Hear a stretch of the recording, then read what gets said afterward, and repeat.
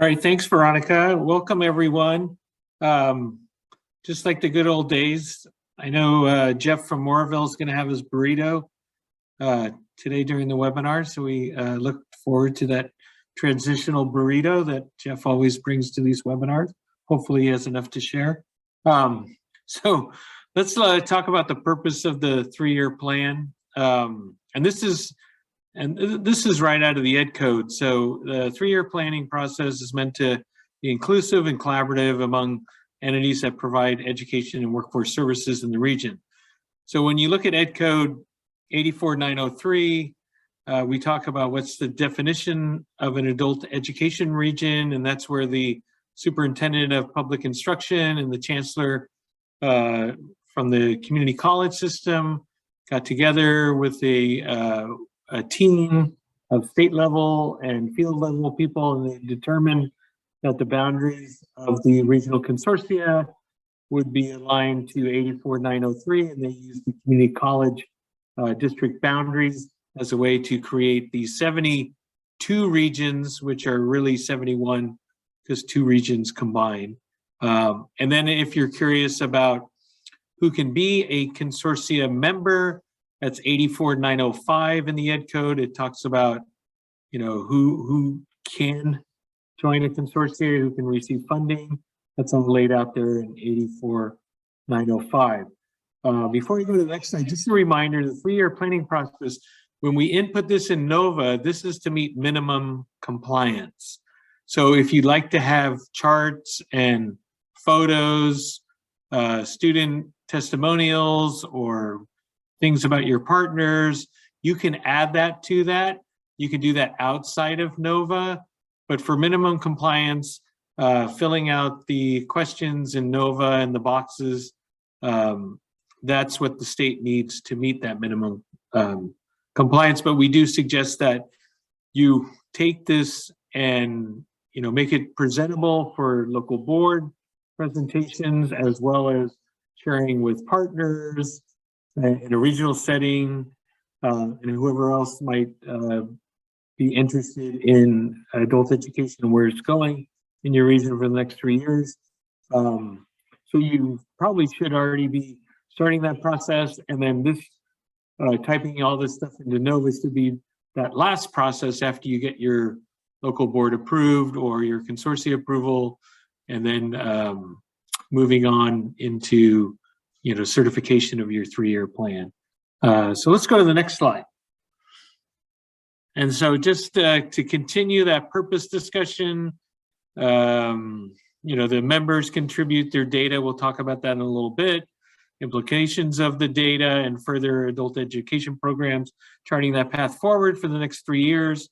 And like I said, so this last sentence, in fact, although the plan is a requirement, meaning minimum compliance, like I said, for recipients of CAEP funding, the primary intended audience of the plan is the consortium members themselves, and I would add their partners, adult education partners and public officials. Next slide, please. So let's talk about how the three-year plan was set up with the legislature or by the legislature. And let me go into a little more detail. Next slide, please. So when we look at Ed Code 84906, which was updated just a few years ago for this round of three-year planning, it says commencing with 1920 as a condition of receipt of apportionment of the funds, the members of the consortia shall have a consortia-approved three-year adult education plan that addresses the three-year fiscal planning cycle. The plan shall be updated at least once a year based on the available data. So that update is your annual plan, as you know, and your annual plan drives your member work plan, which drives your member budget, which also drives your quarterly expenditure report. So everything is kind of a hierarchy. The three-year plan is kind of the kickoff of all this. And then your annual plan updates your three-year plan every year. And then as a result of that, you have your member work plan, expenditure reports, and things like that that go along with it. So it's all connected. it should flow upward and downward, and you can connect those dots. The wrinkle this year is we're adding in mandatory metrics and targets and things like that, in addition to your outcomes and activities. So next slide, please. So the way the legislature broke this out, they have in Ed Code, that the 84906, there's a section, several sections on evaluation, several sections on actions they want to see, and then several sections on descriptions they want to see. And so that's all included in NOVA, so you can meet that minimum compliance of addressing those education code mandates. So if you look at evaluation, the first one, number 1, is evaluation of education needs of adults in the region. And we have a lot of information and resources on that, so I'm not going to spend that much time on that. The other evaluation component is the evaluation of current levels and types of education and workforce services for adults in the region. And the way we look at levels and types of services in the region, those are your participant numbers. So there'll be a table in NOVA that Veronica will go over and show you, that you'll list the number of participants in your region.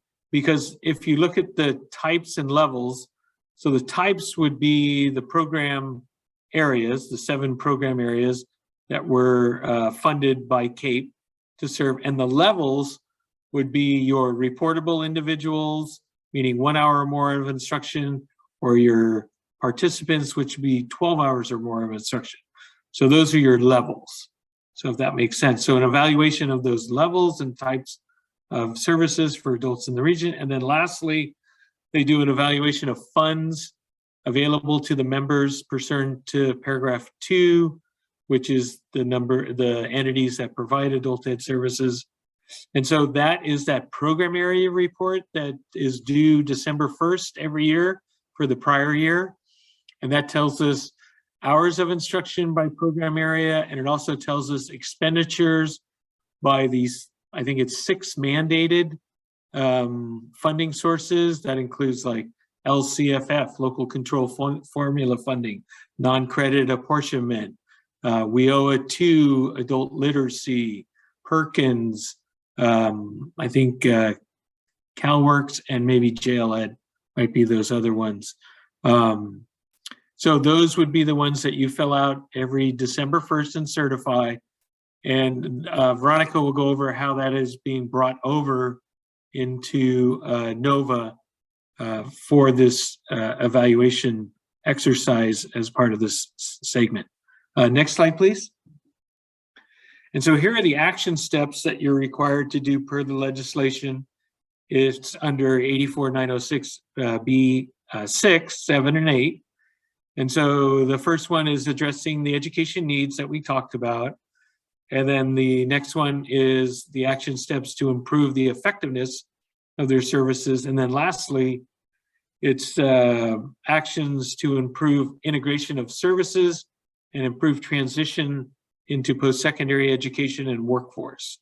And under that, they have 3 or 4 sub-bullets related to transition of, or integration and transition. They talk about placement of adults, alignment of academic standards and curricula, qualification of instructors, and collection and availability of data. And so when you go into NOVA, you'll see that that is how the outcomes and activities are broken out into these action step areas. And Veronica will go over that later in the webinar today. Next slide, please. And then lastly are the descriptions or descriptors. And so they want to know, of the entities that are providing adult education and workforce services to adults, describe who those entities are, describe the alignment of adult ed services in other education and workforce plans. So that would be like your SIP, your local WIB plans, any other education plans that are out there, or workforce plans. And they specify including plans pertaining to the building of career pathways and the employment of workforce sector strategies. And that's where they reference WIOA. I think it's WIOA 1 and WIOA 2. And then finally, a description of the ways each of the entities in your consortia contributed to the development of the plan. So that's basically those requirements. I did want to reference, and this is not something you'll have to deal with in NOVA for the 3-year planning exercise, but this did in the planning education code that we just went over. This was included this year in the ed code pertaining to CAEP. So let's take a look at it. Next slide, please. So it's under 849063. So this is new. It says, before establishing a career tech program, each member of a local adult education consortia or the consortia as a whole shall conduct a job market study. And I think in the past, this was always in ed code, but they just formalized it for CAEP. I think the K-12 adult used to do this. This was part of the education code, as well as the community college non-credit also has to do a job market study. But they lay out specifically what that should include. If you look at the second paragraph, they talk about using local labor market information, supply analysis of existing career tech programs in the region, and they look at those ones maintained by the high school, the community college, and other post-secondary education institutions in the geographic region, which would be, or area, which would be the regional consortia. So they want to make sure everybody's talking, things are aligned, we're building those pathways. And so next slide, please. And then the second part of this new code, under B, it says, after completing the job market study and before establishing the career technical education program, the governing body of the member of a local education or adult education consortia or the consortia as a whole shall determine if the labor market or job market study justifies the proposed career technical education program. So you either have to go to your local board or you can go to your consortium. So I wanted to point that out because that just appeared in ed code just recently. And so I guess they put it in the planning section because that should be part of your planning anyway when you're developing new programs, specifically to this, your CTE, new CTE programs. So I think I'll pause there. Next slide, I think, is we're transitioning to a new segment. Yeah. So I'll pause there to see if we got any questions related to ed code and the 3-year plan. Hey, Neil, when ed code is updated, like you just showed us, how is that disseminated to the field? How should we be getting that information? So California Department of Education, the Adult Education Office is working on a handbook, an updated handbook that should include these. And I think when we see new ed code like this, what we'll do is probably put something out in the newsletter. And so you'll probably get reminders shortly about this. It was just kind of interesting. We knew this was coming, but until I dove into the ed code to develop slides with TAP on this, I didn't realize that it was published in ed code. So Christy, we'll do our basic communication where we send it out in the newsletter as a reminder, and then we'll memorialize it in the handbook of the appropriate agency, if that helps. Thank you. Perfect. Okay. And then did we have any other questions? I think in the chat. Yeah, there are a few. So the first one is from Eric. Since we are including LMI data in our 3-year plan and we will approve our plan within the consortium, does that meet the requirements of EC 84906? Yeah, it sounds like, I mean, I would, Eric, I would double check the language of the ed code and make sure you're following what they say is the appropriate, job market study, and then having consortia approval. It says and/or, So it doesn't have to be your local governing board. It can be your consortia. So I think it works. That sounds like a good way to go about it. And then Ilsa asks, does that mean consortia need to have a documented process in place to respond to the new language in ed code? I would say for compliance purposes, you would have to have documentation, like Eric was saying, he's doing this through his 3-year planning process. And so there should be some kind of public record that, this was discussed and members agreed.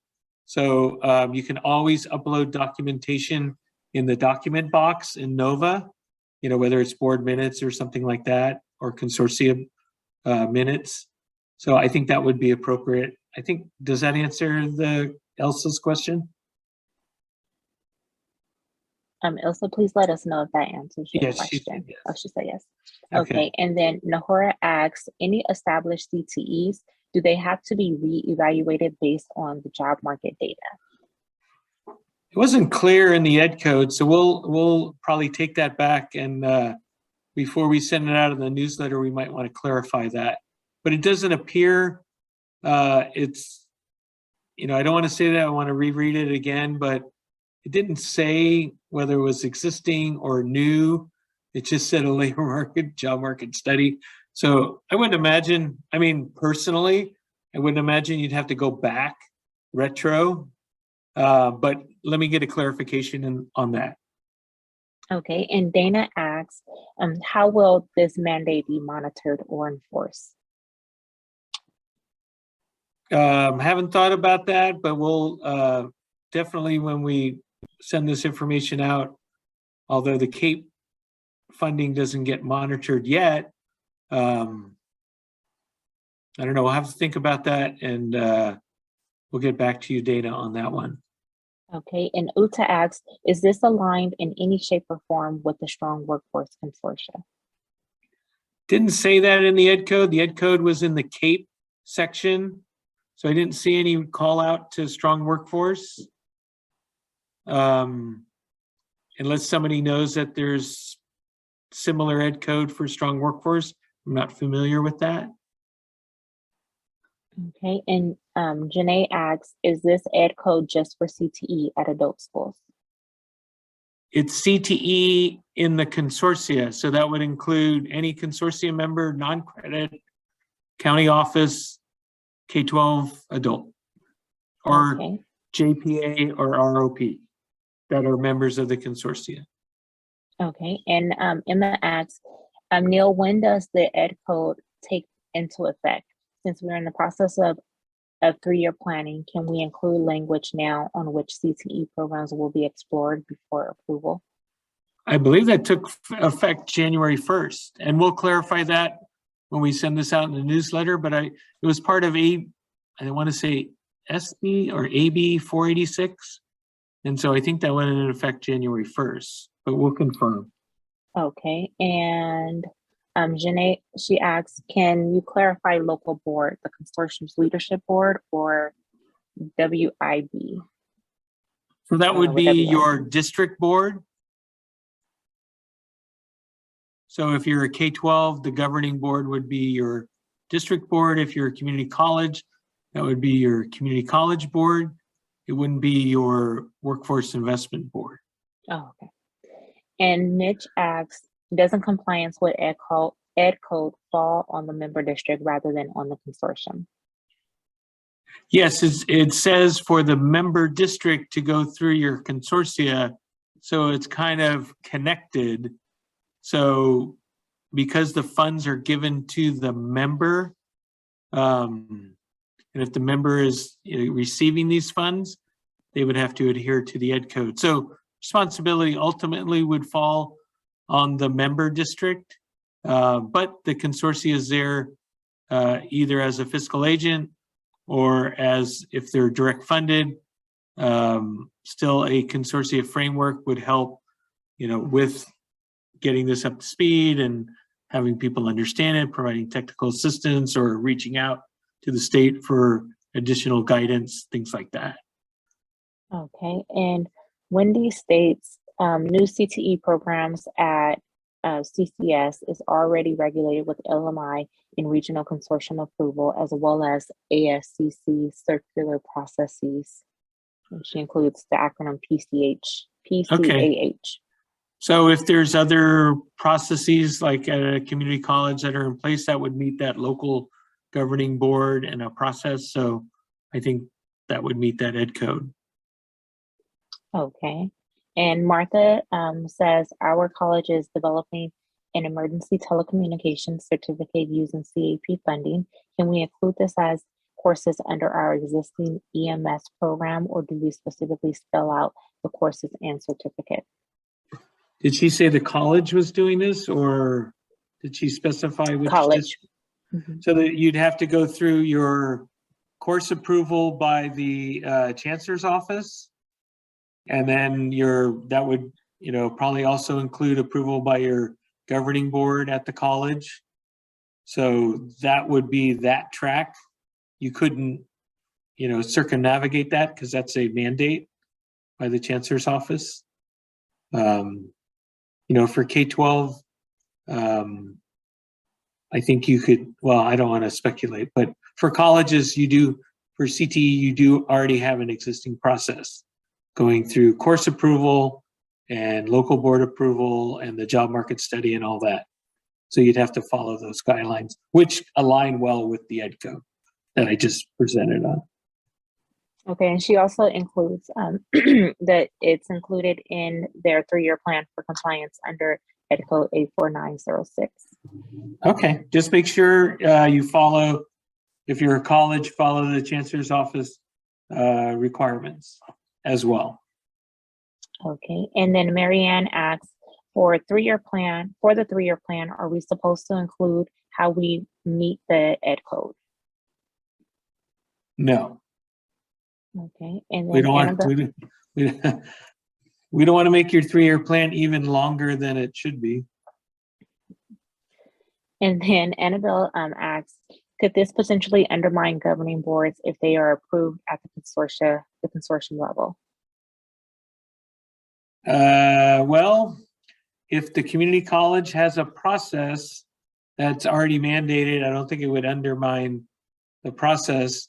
And if a K-12 wants to go to their local governing board, I don't think that would undermine that process either. I guess the thing that they want to have happen is, if somebody runs this particular program, they don't want to have someone opening a similar program trying to serve that on top of an existing program in the region. There should be communication within the consortia about CTE programs. I think that's the intent of the legislature in putting this ed code in for CAEP. They want communication among members. They want to make sure that there's pathways that connect, that everybody's talking, that we're not offering multiple programs when there's a labor market data that says you missed this completely new area of CTE that you should have been while you're oversaturating this other area, if that makes sense. So let's, I don't want to take up too much time, but let's move into the live demo, or I'll set up the live demo to hand it off to you guys. So next slide, please. All right, so here is the timeline for 3-year planning. So of course we had the governor's budget, then we had the preliminary allocations, and now we're giving you access to NOVA. And then you'll have a couple of months to work through that, as well as your allocation discussions. And then May 2nd, your CFAD certification is due, as well as your governance. And then right after you do that, because you can't certify your 3-year plan until your CFAD and governance is certified. So once you do that, that unlocks the 3-year plan for submission and certification. You can work in your 3-year plan now, you just can't submit it until your CFAD and your governance is certified by your consortia. Then of course, in June 20th, 3-year plan is due, and then that update per the ed code comes in August 15th is when you do your annual plan update based on your 3-year plan. So that's kind of how that cycle works. And let's move to the next slide. We're all going to hand it off to Veronica, I believe. Talk about the PD opportunities. Thank you. That is correct. Thank you, Neil. So some of the 3-year plan PD opportunities that we still have available are our PLCs. So we held the first PLC in January. It's a monthly PLC based on the 3-year plan where consortia leads in particular and members come together around questions that they have with the 3-year plan. And so our team, the TAP team, we send out a pre-session form where you all will have an opportunity to identify those questions. And then we hand those questions off to our facilitators, who are Dr. Emma Diaz and Mitch Rosen. We give those questions to them so that they can formulate them into our facilitated discussion. So we have our next monthly PLC, which will take place on February 25th. And so we'll drop a link in the chat. If you have not registered and would like to attend this PLC, definitely feel free to come and attend. They're very informative, and not only are we working through questions that you all may have throughout about the 3-year plan, we're also sharing practices that you all are, have either completed or are completing with your 3-year planning process. So we'll have another one in March, and then in March or April, we are finalizing a date. We'll have a webinar on the CPAT and governance submission. And so this year will be a little bit different. There is an added component of the CPAT submission where you'll be able to go through a questionnaire that talks about the governance structure within your consortium. And so that'll be a part of the CFAP submission. And as Neil just stated, that in order for you to be able to submit and certify your 3-year plan, you'll have to submit and certify the CFAT first. So you'll have access to input all of your information, but that submission and certification of the 3-year plan will not occur until the CFAT has been submitted and certified. So we'll go on to the next slide.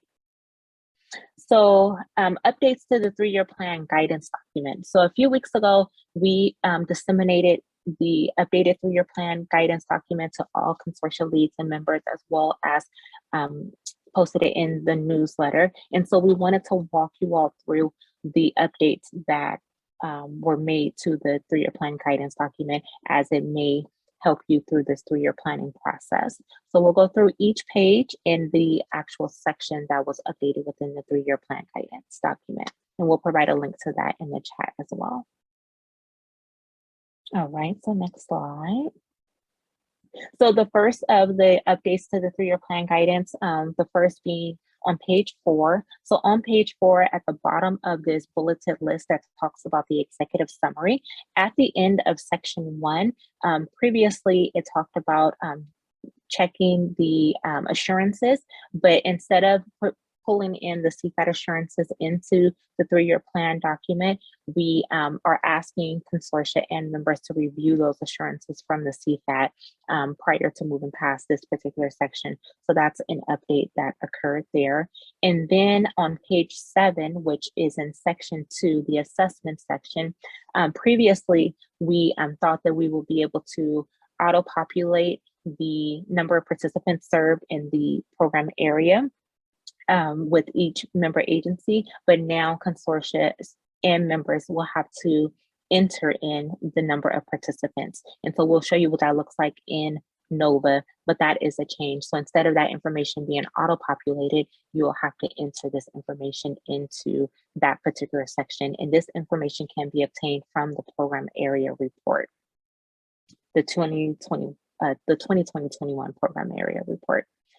And on the next slide, we have some updates to the metrics. And so here, we are talking about the metrics that will be listed in your in the 3-year plan in NOVA. 2 are required to be tracked at the consortium level, and that's the number of adults served and student barriers. And then there are an additional 2 metrics that are required to be tracked at the member level. So we have 2 metrics at the consortium level and 2 metrics at the member level. And the 2 metrics at the member level are adults who become participants and percent of available funds spent.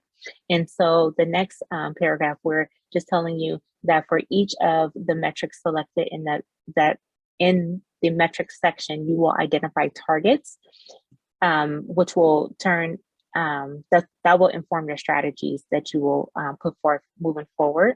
And then that next sentence talks about the student barriers. So of the 4 student barriers that are listed, so English language learner, low literacy, low income, long-term unemployed, the consortium is to select one. And then additional barriers may be selected, but the consortium has to select at least one, and then they'll set targets for the upcoming 3 years. In the optional metrics, so in addition to the mandatory metrics, there are an additional 10 optional metrics that members can choose from. And so how the programming works, and again, we'll demonstrate this in a live demonstration, but if an optional metric is chosen, the metric will appear for all members within the consortium. And again, I'll show you exactly what this looks like, but one agency, for example, might select one particular metric that has to do with transition, but the other members within the consortium is either not providing services related to transition or do not intend to within the next 3 years, but the metric will still appear in their section.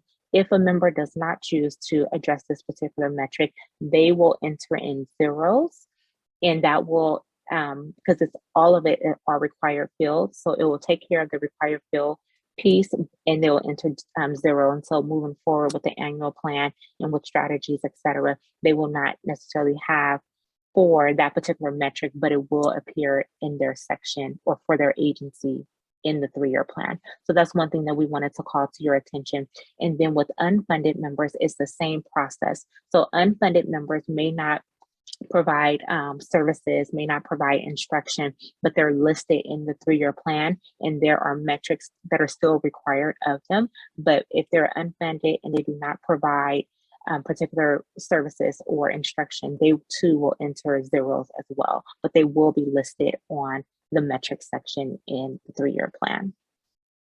Veronica, I just wanted to add, there's a couple of questions on the chat. And so Wendy asked, please clarify how a member that provides services but does not provide instruction should complete this section. And I think we talked about this before, saying it's really up to the consortia and what that member brings to the consortia. So in some cases, they might be providing services that are helping with student retention or student enrollment or transition. They might not be providing instruction, but they are helping move that along. So it's really up to the consortia to say what metrics that this member is going to be focused on. Even though they don't provide instruction, they provide services that benefit the consortia and the adult student population. And then what those targets are going to be. They're going to set their own targets. So I hope that answers the question. Then we had a question from Annabelle that said, so unfunded members should enter 0. That's depends on how you want to approach that member.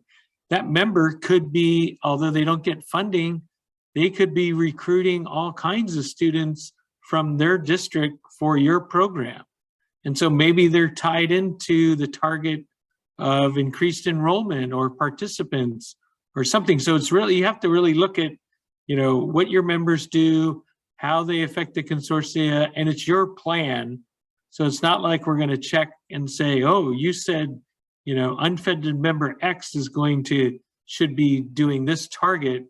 And if they don't meet it, I mean, then you update your plan and, you know, maybe change those targets a little bit, but that's up for the consortia discussion and how you want to approach it. So there's no cookie cutter approach for members that are unfunded and members that provide services. Veronica, anything else you want to add on that? No, that covered it perfectly. Okay. And then Kathy said, could you go over responsibility of unfunded voting members? Maybe you could cover that, Veronica.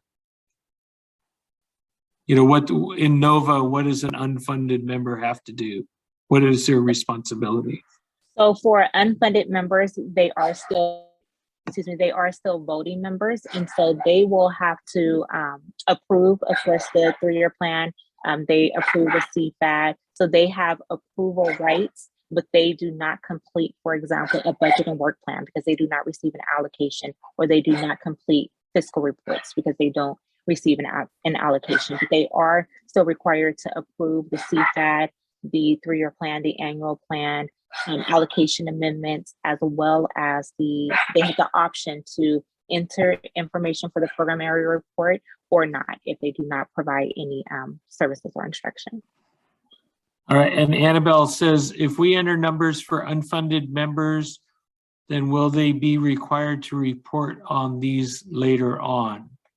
I would say yes, if you put targets in there, they will have to report on them, correct? Say that again. So if Annabelle enters targets or numbers for an unfunded member, then they'll be required to give an update, the following year on how they're doing. If you don't want them to give an update, I guess just put 0, right? That is correct. Okay, and then Crystal, I guess there's a lot of questions. How are concurrently enrolled students counted on these metrics? For example, a student enrolled in ESL at adult school also enrolled at non-credit CAEP course at the college, then transitions to credit. Is that student counted twice under each member where they enrolled?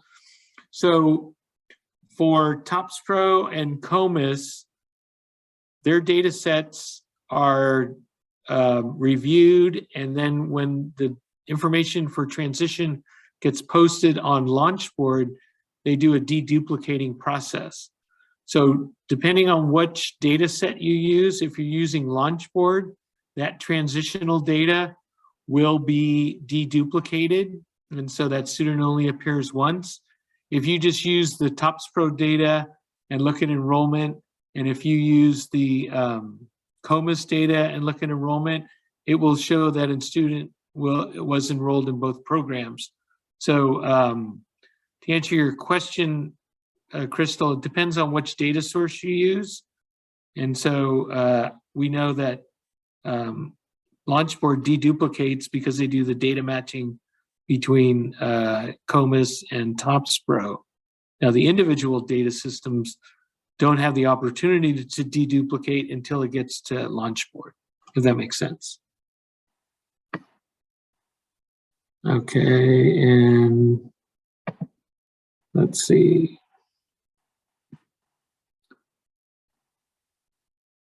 Any other questions we missed? The one from Janning just came in for those. Oh, okay. For members funded but not providing instruction, I'm assuming they will need to report on targets as well. Yeah, for members that are funded, if you're giving them money and they're providing, they have to provide something for that money, right? Whether it's services or instruction. So I would assume that you would have to report on targets. It's those unfunded members where you have the ability to put, no targets because they're not getting funded. But if they're receiving CAEP funds, they have to have some kind of targets. Now, it's up to you to figure out, because if they're not providing instruction, then they're providing services only, what would that target look like, and what's the metric you're going to focus on? So, hope that helped. And that's the last question? Yes, that was the last question from those series of questions. Sorry, so I'm going to mute, go back on mute, and you can continue. Thank you. I appreciate the help. So the next slide, this slide, we updated some of the dates. So originally we had the percent of funds spent in 2018, 19, 19, 20, so on and so forth. So for the 3-year plan, we are starting with 2019, 20. And that's the data that is available in NOVA, especially for the student outcome data. We start with 2019, 20, and then we have fields for 2020 to 21 and 21 to 22. However, due to the time lags in our data importing, those data are not available at this time. And so you will have your available data, so the percent of available funds, as well as the adults served who become participants for 2019-20. And then this spring, when the launch board data is uploaded into NOVA for 2020-21, those data will become available. But in the interim, you are encouraged to use other data sources. So if you're K-12, you are encouraged to use your TE data. If you are community college non-credit, you are encouraged to use your COMAS data to kind of fill those gaps, or any other data that you have available in order to do your evaluation and set your targets. So next slide, please. Okay, so we just talked about these different elements. So we can go on to the next slide. And then on page 16, that has to do with funds evaluation. So the funds that you'll be evaluating is based on your total leverage funds from 2020-2021. So that's your program area report that you certified this past December. Those funds are totaled in NOVA, and I'll show you exactly where they are. And if you want to see the different fund sources, there's a link that you can click on for each agency, and you'll go directly to your program area report, and you'll see the different fund sources and the total there. So that was a change that we updated there. And on the preview and submit section, we just added a note in the guidance document that talked about what we have already covered, that in order for you to submit and certify your 3-year plan, your CFAD for 2022 to 23 has to be submitted and certified. So we added that note in the guidance document. So those are all of the areas in the guidance document where we have updated. And again, we've outlined them in this PowerPoint presentation, as well as provided page numbers to you. So when you click on that link for the comprehensive guidance document, you'll know exactly where to go to review those updates. Veronica, Jamie had a question. I just wanted to confirm with you. So if members want to go in when the consortium is working on their draft, their 3-year plan, can members go in and see the progress, or they have to wait until it's submitted? No, everyone who has access to NOVA, so an email address and a password, can go into NOVA and review your consortium 3-year plan progress. All right, great, thank you. Yes. And Heidi, I see you mentioned that the current data is incorrect in NOVA for your consortium, and it does not match launch board. So if you can send us the details on that mismatch, we can look into what is going on there. Okay, and Jamie, yes, there is only one editor. So the primary contact for the consortium, that person who's listed first, would be the person who is able to enter in your consortium's information. And then Annabelle, are expenditures based on current reports for past funding years or at the close of the fiscal year? So it's based on the close of the fiscal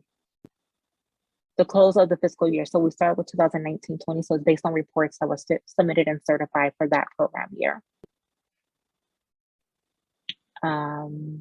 Okay, Neil answered that question. Okay, great.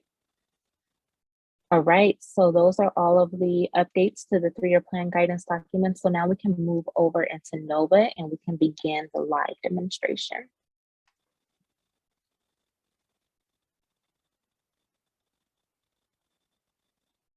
So as we are bringing up NOVA, okay. So as we are bringing up NOVA, how you access the 3-year plan, if you haven't already done so already, but you'll log in using your username and password, and then you will go to that blue pane on the left-hand side of the screen, go to the program, so CAEP, and then you will click on consortium and members, and you would search for your consortium, or if you know exactly where it is, or you know the number, you'll just type that in and your consortium will be pulled up. And then once you have pulled up your consortium details page, you would go to scroll down to the bottom, and I want to say it's the second or third section before the end of the page, and that's where the 3-year plan is listed. And so we are now here.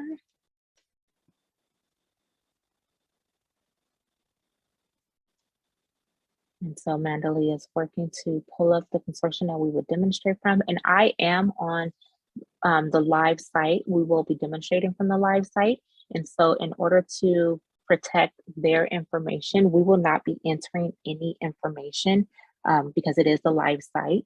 So you won't see input of any information, but we'll just go over the different sections and the information that is supposed to be in those particular sections.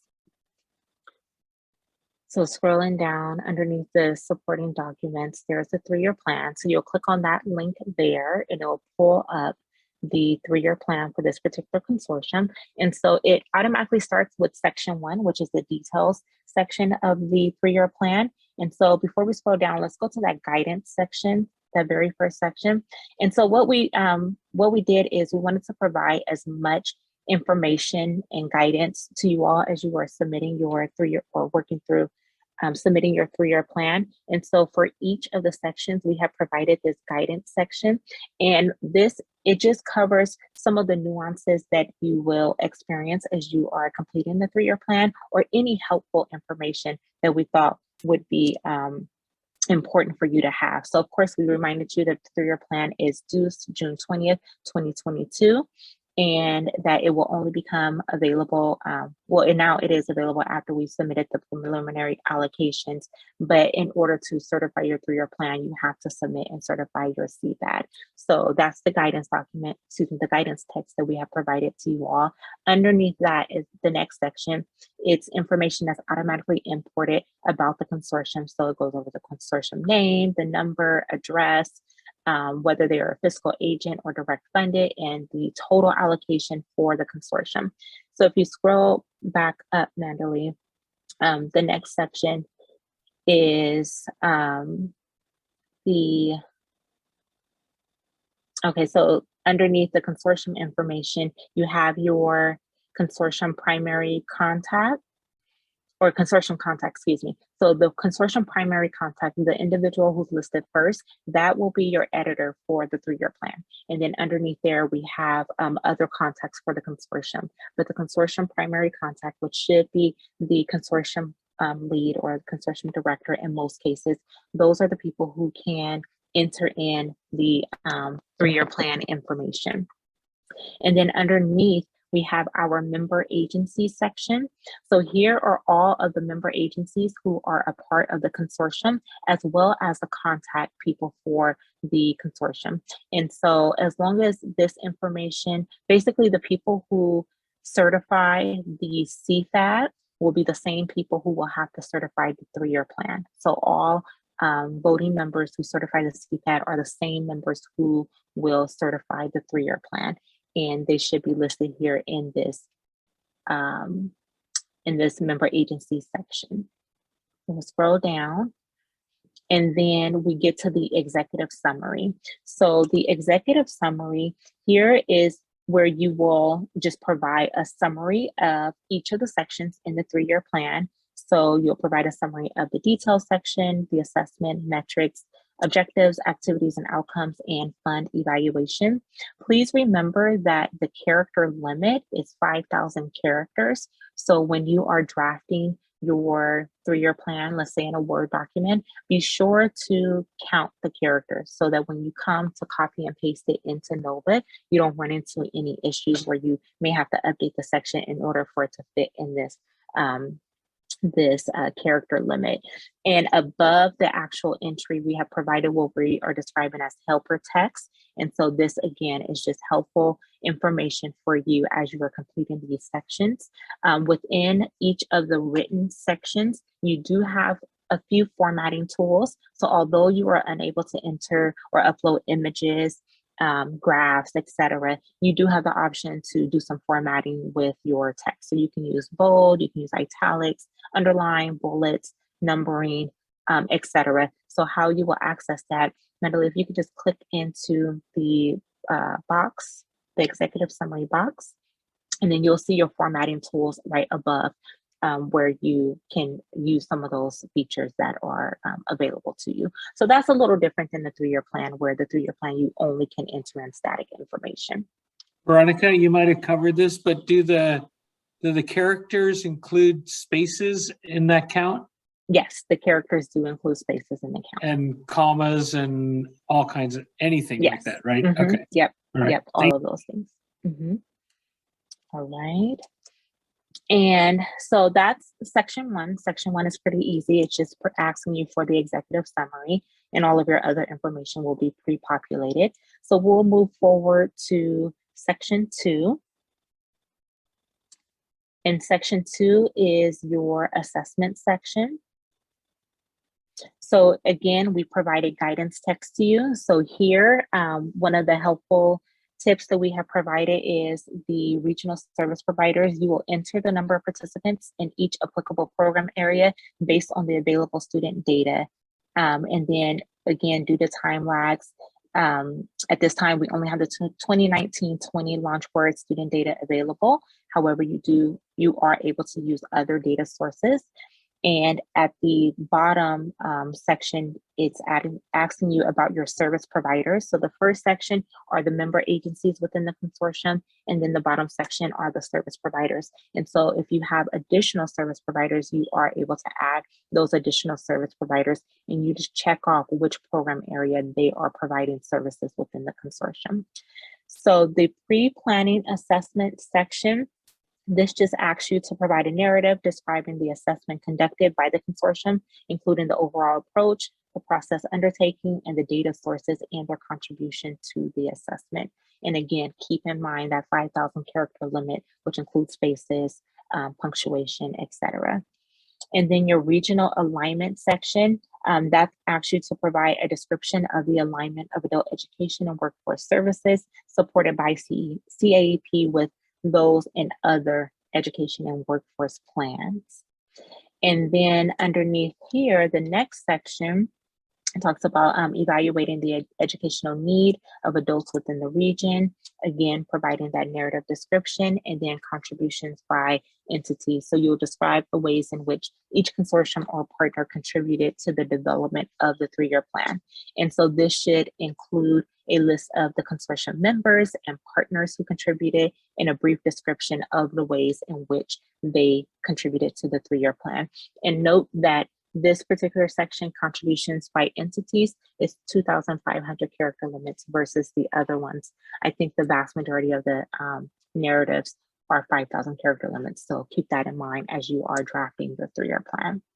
So here is where I talked about entering your, for each member agency provider, you will enter the number of participants in each program area. So all of the member agencies are listed here, and the person who is filling this out will have to enter in the number of, scroll back up, please, Mandalee. Thank you. They'll have to enter the number of participants for each of these program areas. And then at the bottom, on the far right-hand side, a total will be automatically populated, so you'll be able to see that information. And then if you scroll down to the next section, that is where you will be able to add a service provider. So you'll click on this add button here. So Mandalee, if you click on that. If you click on that add button there, then you will be able to search for the provider's name, or you can create a new one by clicking on the link above. And so the Nova system will automatically capture that service provider. And then once we have entered a service provider, so you can click out of the add a service provider, and then click the add service provider again. Okay. Okay, and then let's just enter the letter A. Okay, so nothing is appearing, but you will enter in a service provider name. And again, if they are not already in the Nova system, you will create a new one. And then once you do that, okay, so let's click on Cal Urgent Business. And again, this is a demo, so we can remove all of this information. But if you click on add, okay, now you can see that agency's name has appeared, the provider type, which that's the business, will appear. Those are all automated, and then you will check each of the boxes for the program area in which this service provider provides services to the consortium. But you have to select at least one box because you have identified this particular agency as a service provider. And so we'll delete this manually. So Veronica, there are a couple of questions. I don't know. One is there a reason why some of the entry fields are flagged red? That's because there's no data in there as of right now. Whenever you see a red entry field that's red, that is a required field. But again, this is the live site and we don't want to mess up their this consortium's 3-year plan. So we're not entering any hard data, but that red field will be removed as long as you enter in a value of at least 0. Okay, and then the follow-up question is why are some of the data fields pre-populated? That's just the way the programming was designed. The programming was designed to bring in some data and then enter other data. And is the data pool for 2021? No, not as of yet. The data pool is for 2019-20. The 2020-21 data will be available this spring. And I believe Neil put in a chat around May. Okay, and then, okay. So I don't know how you want to handle the rest of the questions. They seem to be coming in. Neil, do you want to try to handle them in the chat and we just move on? Yeah, let me just speak to, so like Veronica was alluding to on the programming from Launchboard, there appears to be a little difference between how we call or name entities in NOVA and how they're named in Launchboard. So in some cases where they brought over the Launchboard data, it didn't match up. And so that's what you'll see in some cases, there won't be any pre-populated data for certain schools. And so that's just, I mean, having that Launchboard data is nice to have, but because the Launchboard data is going to be late and because of that time lag that they have every year, like 10 months after the prior year, we encourage you for planning to use your TOPS Pro data or your Chancellor's Office MIS data to help in that planning and updating, because that data is a little more timely. You might want to update that on a semester basis through Datamart if you're a college, or through TOPS Pro on a quarterly basis if you're a K-12 or county office. And so those pre-populated didn't work probably the way we wanted to because of the different naming convention, but you should still be tracking this a little quicker than waiting for Launchboard to come out in April or May of the following year. You should be setting up some kind of process. Then your consortia where you're kind of looking at your targets periodically, whether that's quarterly or on the semester basis or semi-annually, instead of waiting till the end of the year to see your progress. Now, remember, we're not a performance-based program, so it's not tied to funding, but you do want to check for progress within your consortia and with your membership on how you're doing with the plan. And then you adjust in your annual plan the following year. So I'll go ahead, Veronica, and answer the rest of these questions, but I just wanted to remind people that the data we're bringing over isn't going to be for everyone. So you should still have some kind of process in place at your consortia where you look at the data in real time, or at least quarterly or semi-annually, and then you have data sources that would tell you how you're doing on your targets. Okay, turn it back over to you. All right. So we can, the last section within section 2, the assessment section, is asking you to evaluate the current levels and types of education and workforce services for adults in the region. So here you're just describing existing education and workforce services. The description should include the levels and types of education and workforce services currently offered by the consortium, and an evaluation of whether the existing and types of services, if they are addressing the educational needs identified in this section. So be mindful of that when you're doing this evaluation piece. So we'll go to the next section, which is the metrics section. And so again, we have provided guidance information here, letting you know about the data that has been imported and that will be imported. So 2019-20 has been imported. 2020 to 21 and 21-22 have not been imported, and we are asking you to set targets for the next 3 years. So 2022 to 23, 23 to 24, and 24 to 25. And the Launchboard data, as we have mentioned before, will be available this spring around May for 2021, and then next spring 2023, will be available for the 21-22 program year. But you are able, as Neil has mentioned, you are able to use other data sources to fulfill your metrics needs in order to set those targets. One of the things that Neil just mentioned that I want to reiterate is the fact that some of the agencies, there is a naming convention, a naming convention mismatch between NOVA and Launchboard. And so some of our unified school districts, as well as our ROP programs and County Office of Education, are not appearing. Their student data, their names are appearing in NOVA, but not their student data. So we'll show you what that looks like below. And everything else we have mentioned. So we can scroll down manually to the actual table for the metrics. And so here are here's the mandatory metric, one of the mandatory metrics for the consortium, which is the student barriers. So if you click on the drop-down menu, you'll see each of the 4 student barriers. And so the consortium is to identify at least one student barrier to set targets for. So in this case, low literacy is selected. And so we'll see low literacy in the consortium section below. Now, underneath, we have our other optional metrics.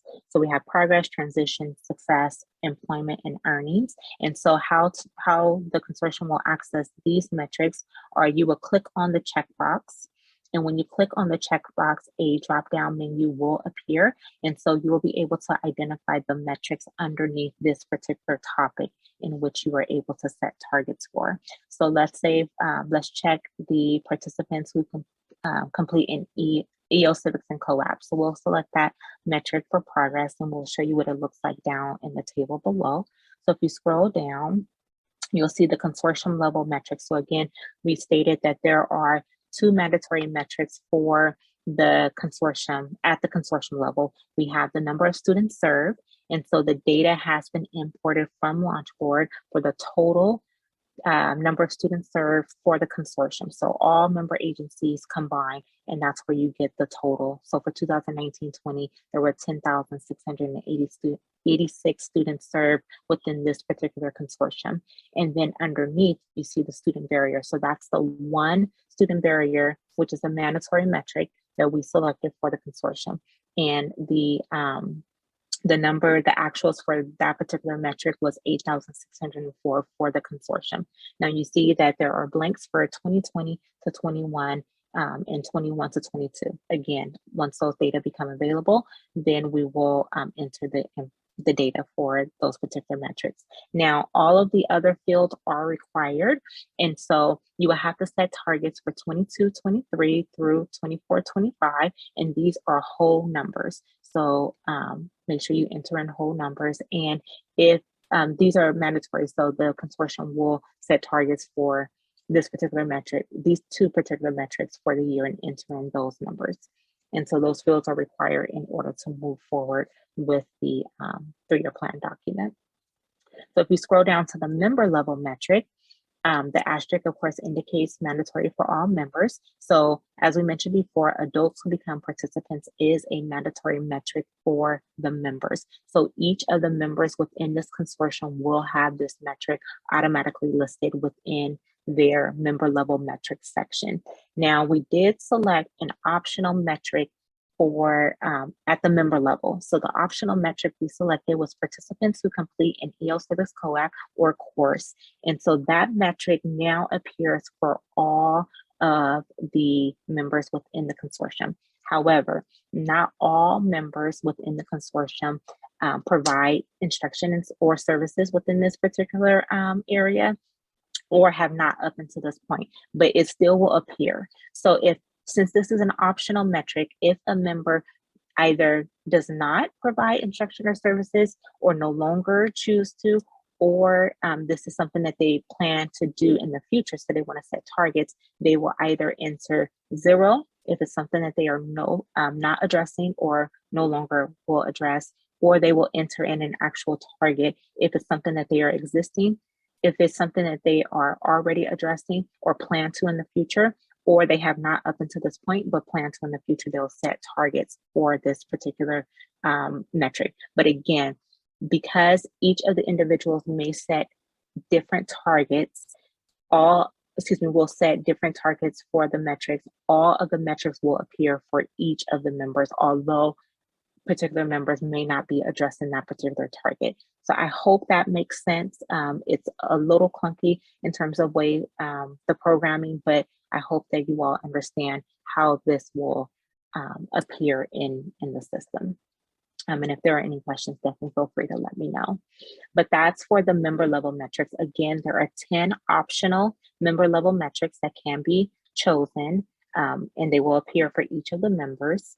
But there are 2 that the member have to address, which is the adults who become participants. That's one metric. And then if we scroll down to the bottom of the page, we have the percent of funds spent. So if you keep scrolling down,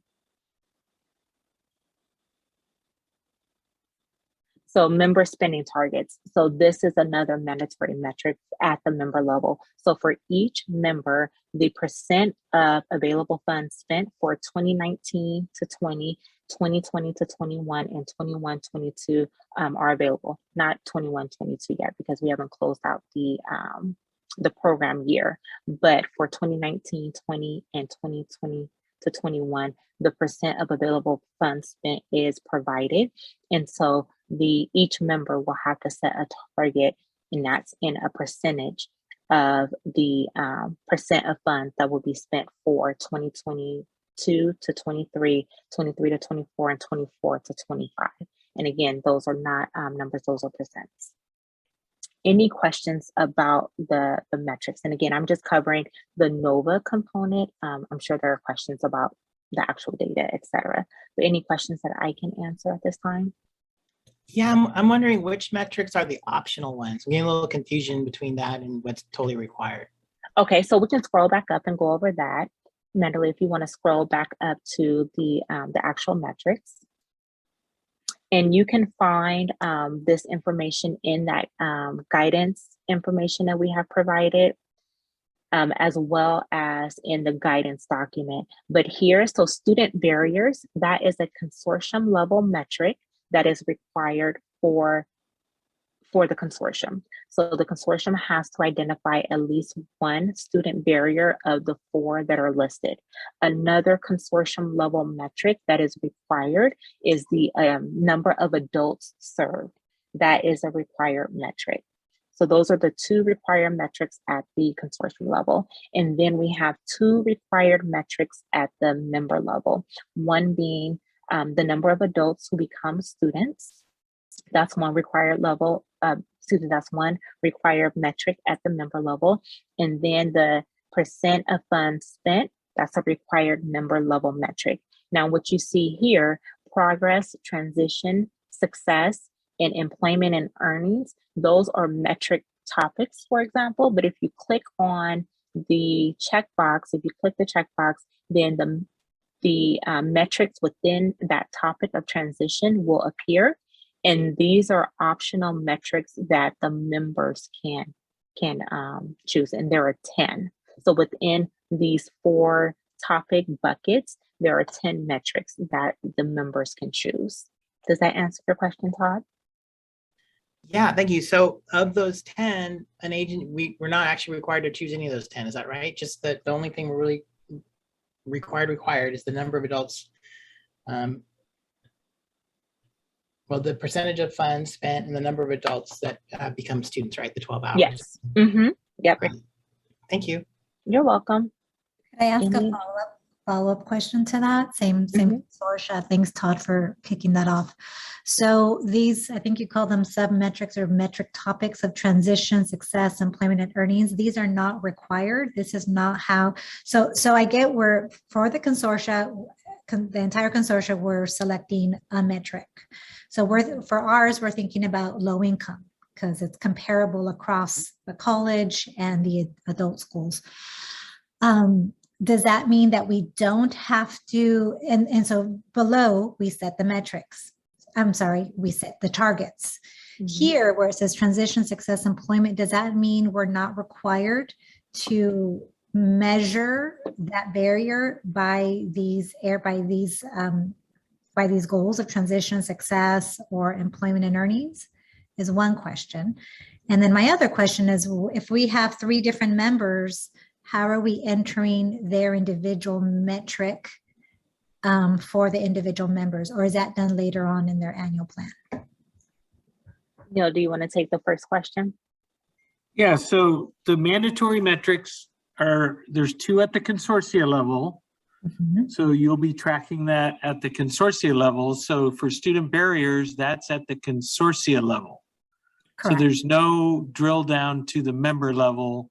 All that data that we'll have tracking that will be related at the consortia level. Same thing with enrolled or reportable individuals. That's at the consortia level. And those are the 2 mandatory for consortia. At the member level, you're doing percentage of funds spent and number of adults served or reportable individuals that become participants. So that's being tracked at the member level. And so those are the only 2 member-specific consortia you're required. Now you can select optional metrics in addition to those, but you're not required to do so. Right, I'm clear about that. But these check marks here, potential check marks of progress, transition, success, these are, is this what you're calling optional? Or is that how we're tracking the consortium goal, those 2 student barriers of low income and low literacy? So that's how we group the metrics for the optional ones. So if Mandalee clicks on the drop down for progress, so like for success, we're only looking at high school diploma and who earned a post-secondary credential. If you look at transition, it's transition to, I think ASC, transition to CTE, transition to credit. And so these are all optional. And then if you go up to the progress one, I think that's educational functioning level gains and EL civics, co-ops completed. Those are all optional. So you don't have to select any of these. All you have to do at the minimum compliance is the 2 consortia metrics and the 2 member metrics that I discussed. So these that we're looking at are all the optional metrics. Okay, thank you. All right. And Veronica, if we have time at the end, I want to go back through the chat, but I want to let you finish up your presentation and then we can go, because there were a lot of questions in the chat. So maybe if we have time, we can go back through the chat and try to hit some of them. Okay, sounds good. So we'll go to the next section, which is the objective section. So the objective section here, you are providing a description that will include the strategies to achieve the objective. And the objectives are address educational needs, improve integration of services and transitions, and improve effectiveness of services. So here you're just describing the strategies that the consortium will use to address these particular objectives. In each of these sections are 2,500 character limits. So keep that in mind as you are drafting your 3-year plan. So we can scroll down and go actually to the activities and outcomes section. So now that you have identified what your objectives are, you will now work through identifying the activities. that will be that will address those particular objectives. So you will state the activity name, and then from the drop-down menu, each of the objectives will be listed. So the address educational needs, improve integration of services and transitions, and improve effectiveness of services, that will be listed from this drop-down menu. And so you will select one of the 3 objectives that correlates with this activity, so that we have some alignment between your objectives and your activities. And so underneath in that next section, you will provide a brief description of the particular activity. And that goes back up to 5,000 character limits. And then these next 3 sections, you will identify the short-term, immediate, and long-term outcomes based on this particular activity and this particular objective. So you have 500 character limits here. And so your short-term will be within the first 12 months. So what outcomes do you anticipate seeing for this particular activity that aligns to a particular objective? And then your immediate outcomes, so from 1 to 3 years, what outcomes do you anticipate seeing? And then between 3 and 5 years. And then you're going to identify your proposed date of completion for this particular activity and the adult education metrics and student barriers that that correlates to this particular activity. So we selected student barrier low literacy as one of the student barriers. So that is what is selected here, and that aligns to this particular activity. And then you would identify a responsible person. So note that responsible persons are selected from agency contacts. So those people who are member representatives within the consortium, those are the people who will be listed here as it could be a responsible person for this particular activity. And you can also add a responsible person as well by clicking that button there and entering in their information. Oh, excuse me, that's how you add the name of the person. And so section 6 is the funds evaluation section. So here, this is auto-populated information for each member agency's prior year total leverage funds and program area status. So the prior year would be for 2020-21, and that's provided below. So here are the program area reports for this particular year. And if you scroll down, here are where you will identify, where you will describe your evaluation. So the evaluation should include an overview of adult education funds that will be allocated over the coming 3 years and other resources not reported in NOVA that are available to the consortium, and how CAEP funds and other funds will be leveraged to implement the strategies and activities and achieve the outcomes in the plan. And if you scroll up, in case you're wondering about like the different fund sources that are available to the consortium, you can click on each agency name, and that will take you to your program area report so that you can see each of the fund sources that makes up that total.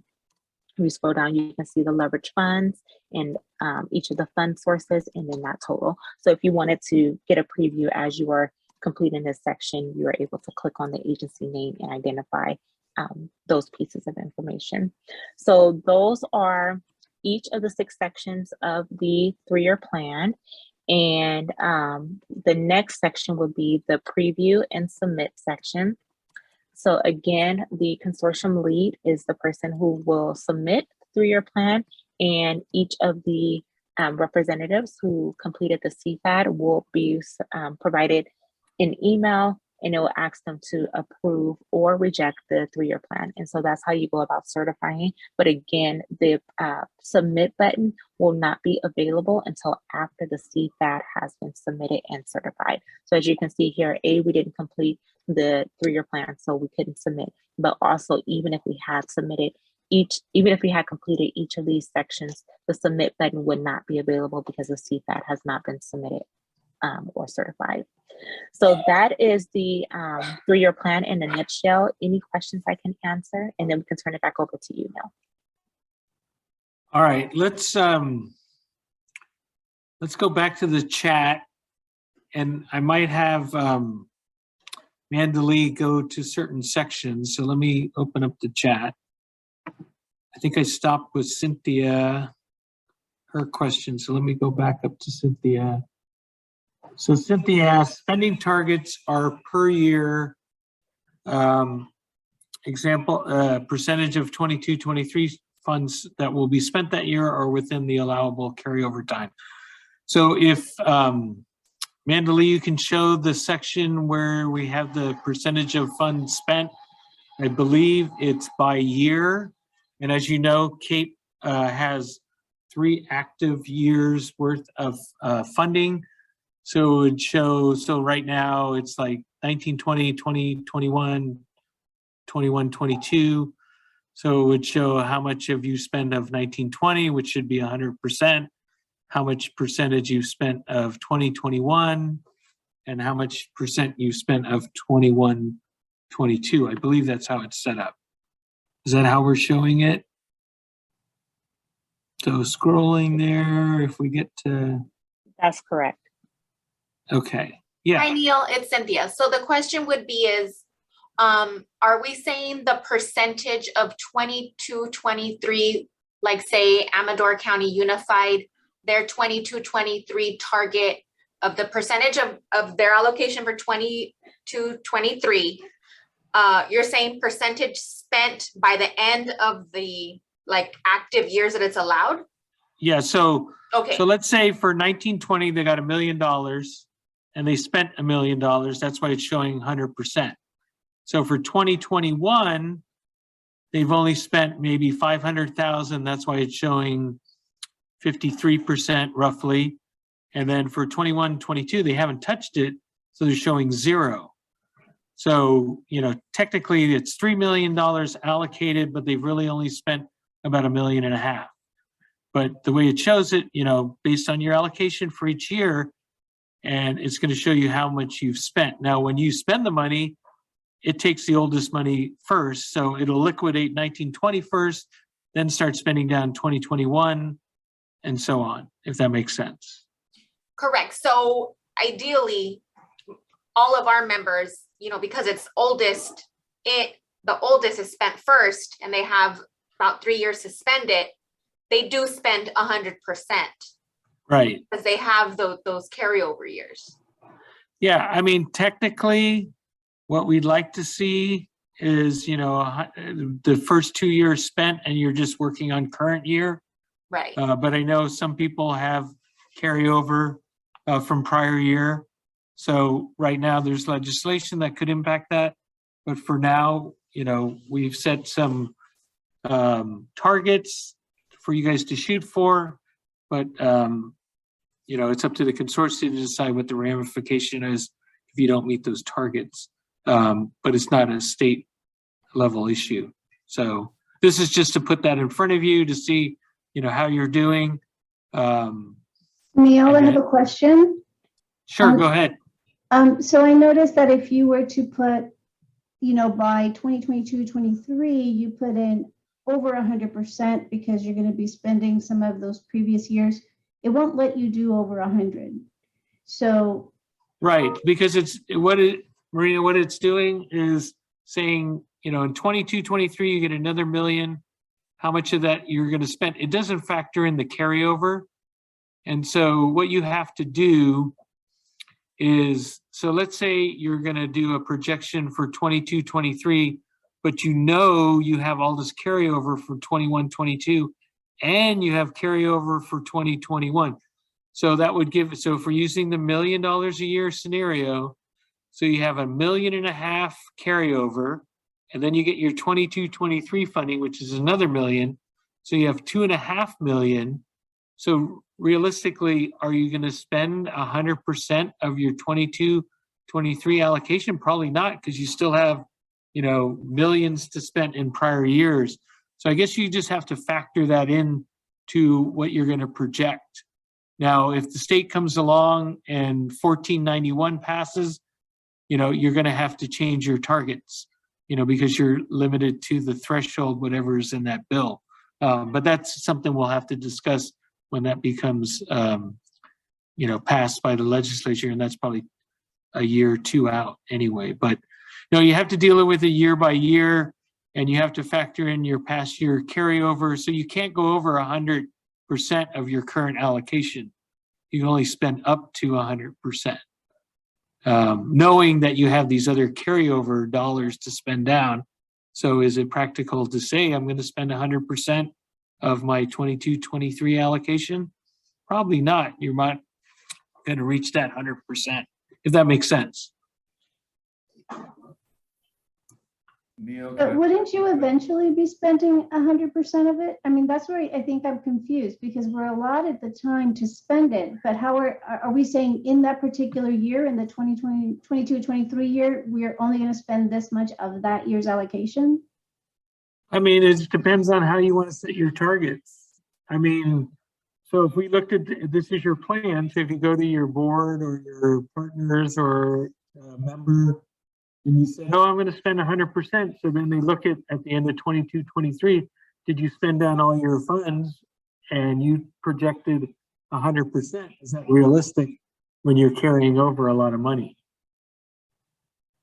I mean, the state, we say spend 60% right now, and you can have 40% carryover. So if you want to use your state targets, you could do that. But if you really think you're going to spend 100% and all your carryover, because the way NOVA calculates it, it spends the carryover down first. So if you're projecting out 22-23, realistically, you have to spend down all your carryover before it starts liquidating your 22-23 funds. So you have to consider that in your calculations for the percentage.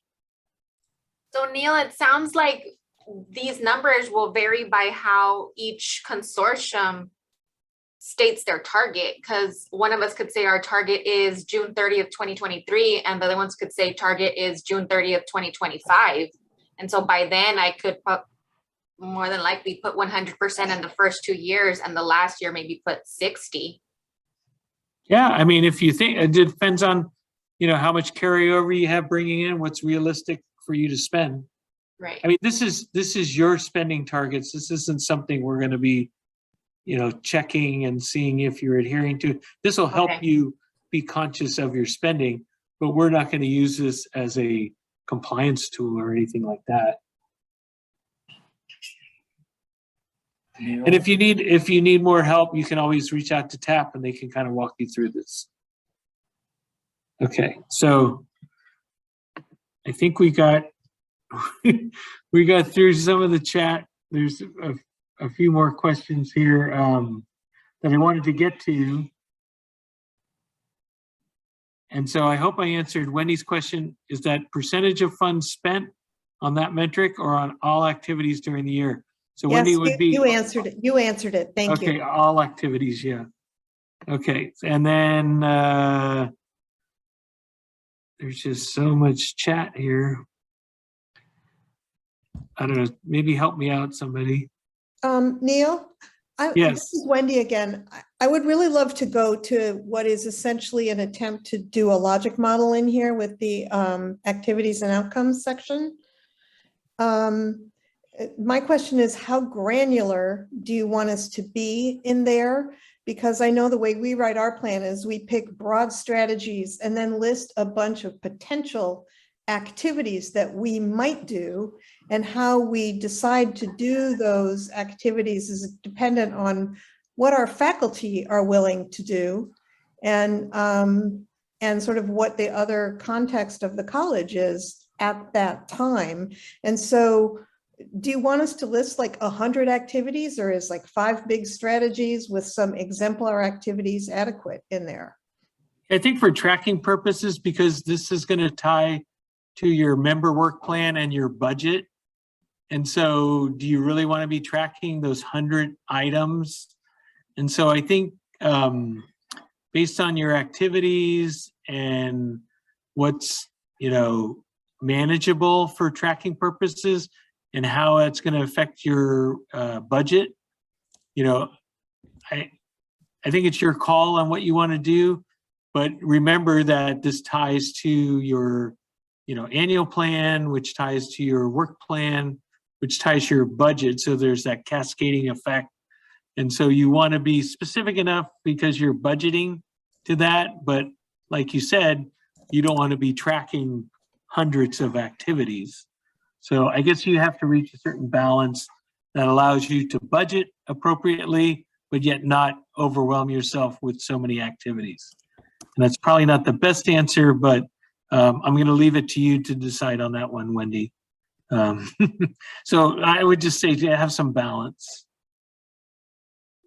Okay, and then Mitch asked, can only one item from the drop-down, can you only select one item from the drop-down list? So if it's student barriers at the consortia level, you only have to select, at least one. And then for optional metrics, you don't have to select any. But if you do want to select, you can select all of the optional metrics, or you can select one. And so you don't have to select one from each of those sections, progress, success, or transition. You don't have to select any of them. So it's your call on that one. And then, so Rick, maybe you can help me with this one. Veronica, will those unpopulated historical actual boxes be opened up so we can enter data prior to it being populated, or should we just keep that off to the side? I don't think they can do that. Can you confirm that, Veronica? Those unpopulated historical actual boxes. I think it's for the. Oh no, it will not be opened up. Yeah, that's for the types and levels of services, I think. Right. Yeah, we'll have to wait for the data import from Launchboard. So no, you are unable to enter information into those boxes. Only the fields where you're able to type into. Yeah, and that's why I suggested to Rick, maybe keep your own, where you get your data sources from, what data it is, what metrics did you select, how that fed into your targets, and then you could update that on a semester basis or a quarter basis, depending on what system you use, and then you could see your progress. And so that way you're not, because of the naming convention and some of the data is appearing for some members and some isn't appearing or auto-populating, that you have the ability to put your own data in there and have everybody on the same page. And maybe give that out at consortium meetings to show progress. And then Janae, maybe I had a typo. What are, I think it's past data that I responded to Rick. If you had an additional question, if you want to unmute and ask it, we can answer it. And let's see, anything, I mean, I'm kind of wading through here. Let's see, if anybody has a pressing question, I think we're. I have a pressing question, Neil. Okay. Let's see, I put it in the chat and it was, you mentioned earlier, you know, we're keeping it clean, we're keeping it as simple as possible. But well, let's say some of our work groups want to submit student success testimonials. You mentioned something earlier about that, but is there a website? Where else can we upload it? Obviously not in Nova. So a couple options there. You can, if you want to include it in your report, I suggested you create your own, you know, local board or public official report with photos and student testimonials, and take the text out of Nova and put that into your 3-year plan. If you didn't want to do that, you could still load student testimonials into, I believe, and Veronica, correct me if I'm wrong, there's a process where we collect student stories and we post those on the website. And there is a process for nominations that we go through. Yes, that is a part of the model program, and that information will be released this spring. Janice, additionally, if you have your 3-year plan in a formatted document and you would like to add it to Nova, you can always upload it to the supporting document section, and you can have it housed there as well. Wonderful, thank you so much. Okay, and then Emma asked, Veronica, does that mean the consortia director is responsible for all activity? Yes, and I maybe- answered that, and I said, Oh. no, your member representatives are listed as well. When you click on that add a person button, when you click on the add person button and then the drop down list, your member representatives are listed. And so you can select a member representative who is responsible for a particular activity. Okay, and then I guess that answers Nahora's question about, wouldn't all members be responsible to the committed activities, or is it referring to the lead that can be available to clarify in any case? Is that confirming what you just said, Veronica? Yeah, a member representative can be the responsible party for that particular activity. Okay, and then Paul asked, when are the preliminary allocations expected and when will these figures be updated in NOVA for the CFAD? They're already updated, Paul. They're available right now in NOVA, correct, Veronica? That is correct, but the CFAD cannot be certified until we get that governance section completed. Okay, all right. So we still have a little bit of time there. Okay, but the preliminary allocations are posted in NOVA right now, Yes, correct? the CFAD is available. You just Okay, can't submit or certify at this time. okay, and then Todd asked the targets for 1491. I think currently they're 15%, but we still have to go through hearings and things like that. So stay tuned for that. I know at CAEP, they talked about some changes for 1491. So I would not go on the record of what that target percentage is. It was 15%, but I think they're having discussions about that. And then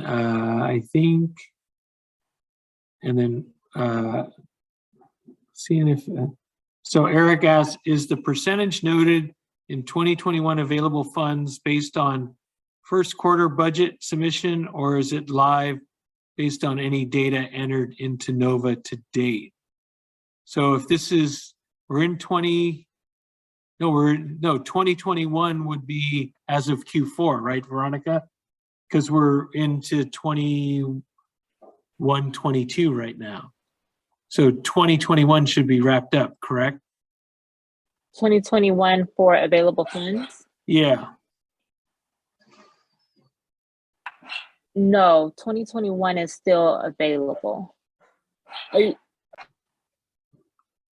that wrapped up in September or October of 2021, Q4. Oh, you're talking about just for the program year? Yeah, Yeah. that's correct. Yeah. So the percentage noted is as of Q4 what you certified, and anything for 2020, 21, 22, how would that be displayed? Because we're in Q1 right now, we're headed to Q2. NOVA updates it at the end of the quarter, right? They don't update it during the Correct. year. So if an agency has already started spending their 21-22 funds, then as you are submitting your quarterly data, that percentage will be updated.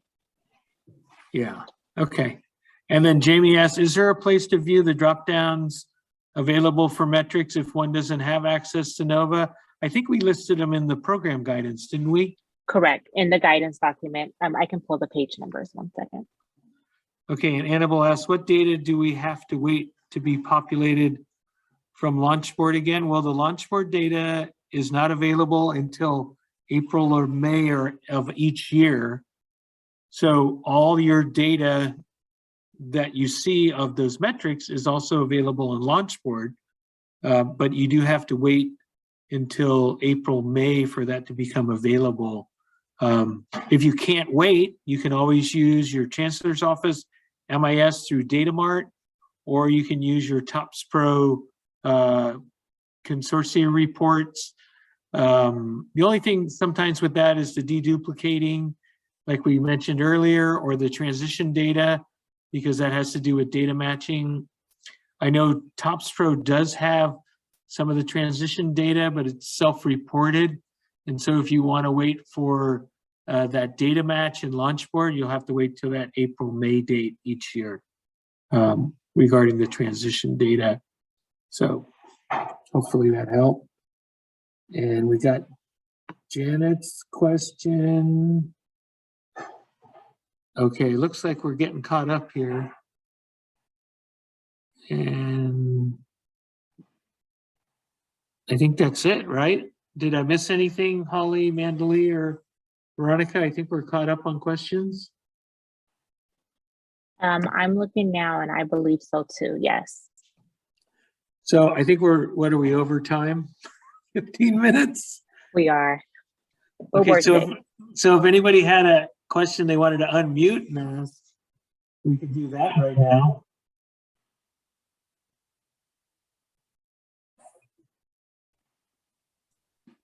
Okay, Neil, I'll jump in real quick.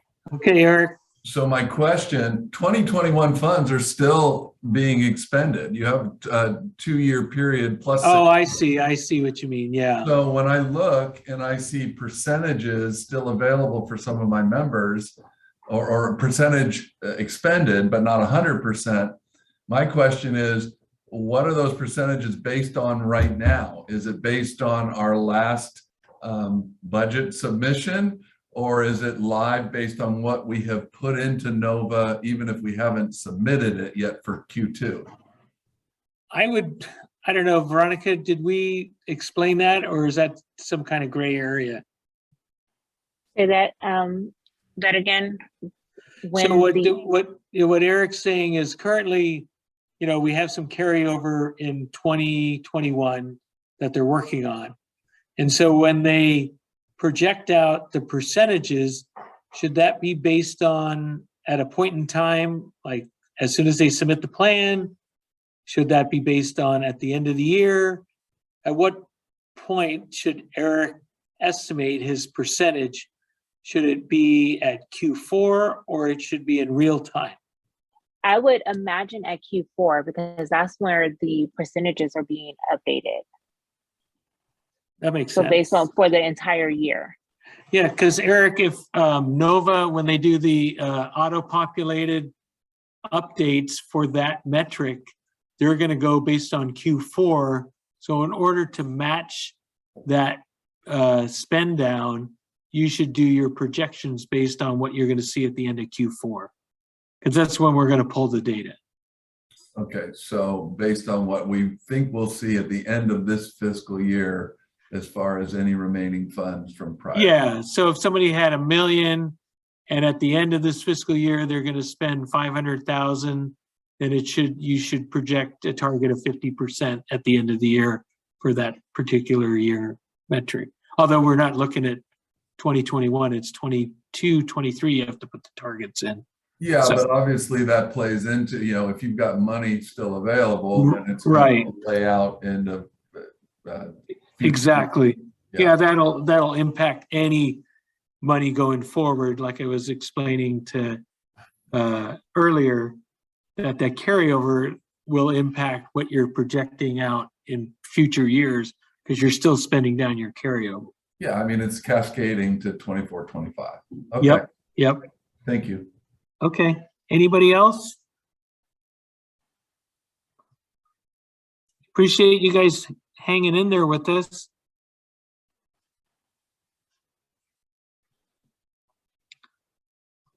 Yes, thank you all. So I'm not seeing. And just let me add that, remember, this is your your 3-year plan. So, make it work for you. And if you have questions about whether you're doing it right, you can always contact TAP. They can help you out in that regard. So appreciate everybody being on the line, and we'll be bringing Myra Diaz up on all this. And we welcome her this is her first webinar, so we hope she enjoyed it. A little jam-packed, a lot of questions, but that's how we like our webinars, right? Yes, we do. Thank you all very much. Thank you, Neil. Thank you, Myra. And thank you, Mandalee and Holly. And everyone who attended today's webinar. We have posted a link to the evaluation. That's definitely an opportunity to identify areas of opportunity. Like Annabelle has mentioned in the chat. Thank you, Annabelle, for that comment. We'll definitely take that under advisement. Also be on the lookout for future opportunities to engage, especially with the PLC that's coming up. So if you haven't registered, please register for that. If you have received the pre-session form, please complete that if you have additional questions. And then we'll hold another webinar towards the end of March. So we'll continue the conversation about the 3-year plan. So thank you all very much for your time and for joining us this afternoon, and we will see you all later. Thank you. Thank you.